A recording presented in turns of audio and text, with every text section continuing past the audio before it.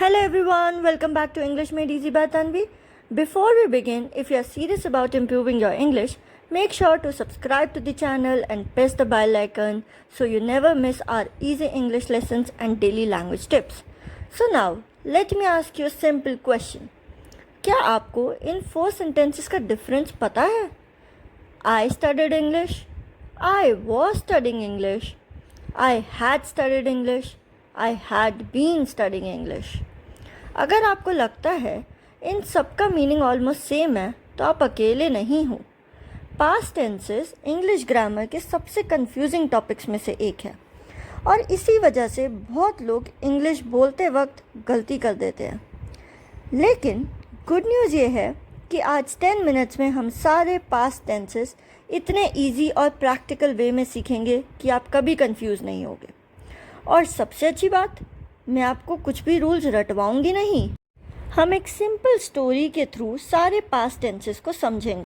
Before we start, I want you to do a small challenge. Can you tell me what's the difference between these 2 sentences? I studied English. I was studying English. At first glance, दोनों sentences almost same लगते हैं. दोनों past की बातें कर रहे हैं.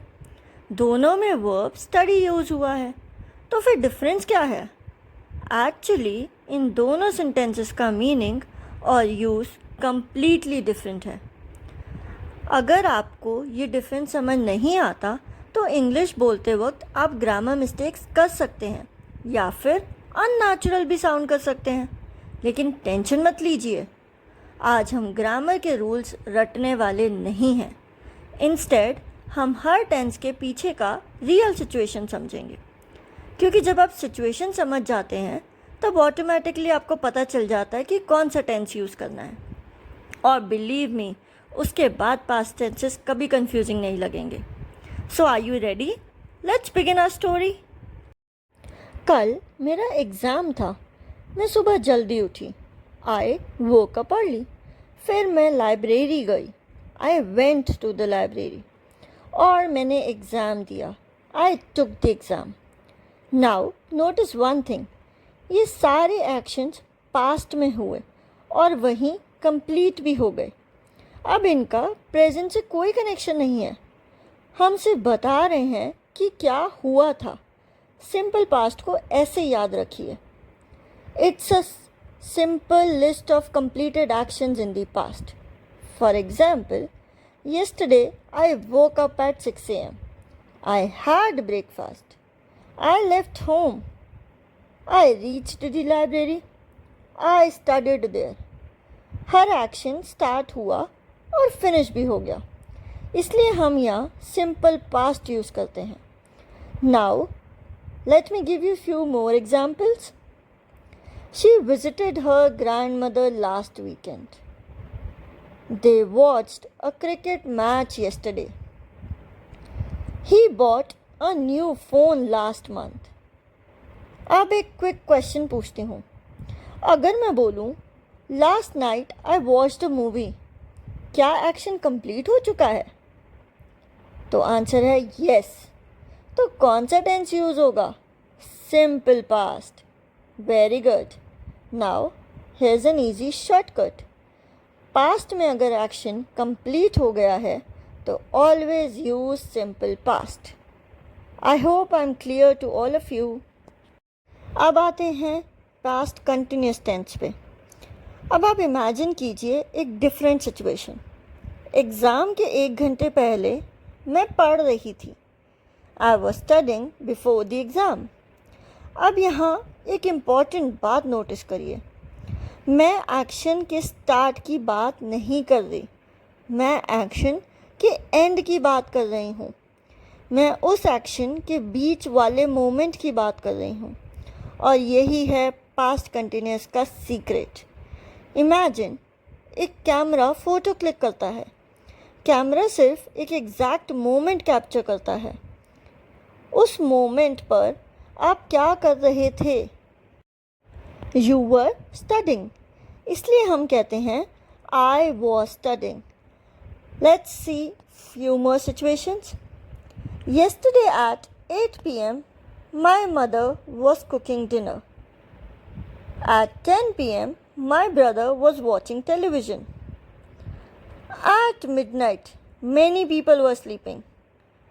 Now, notice, action उस particular moment पर चल रहा था. Here's a quick question. कौन सा sentence ज़्यादा better है? I studied at 8 p.m. or I was studying at 8 p.m. Give me a correct answer. The correct answer is B.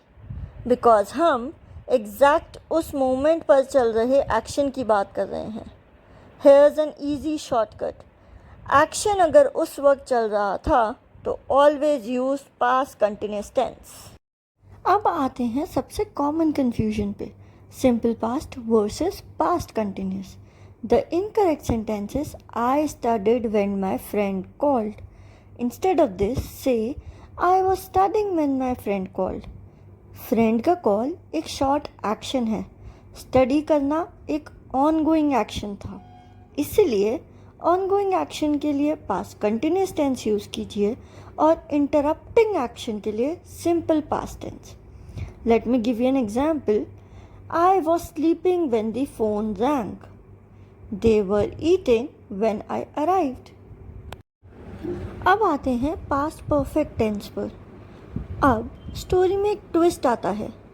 Imagine मैं एग्ज़ाम हॉल पहुंच गई, लेकिन उससे पहले ही मैंने अपनी रिवीजन फिनिश कर ली थी. तो हम कैसे बोलेंगे? I had finished my revision before I entered the exam hall. Past perfect एक सिंपल क्वेश्चन का आंसर देता है. Question what happened first. Now timeline देखिए. रिवीजन फिनिश हुआ, उसके बाद आप एग्ज़ाम हॉल में एंटर करें.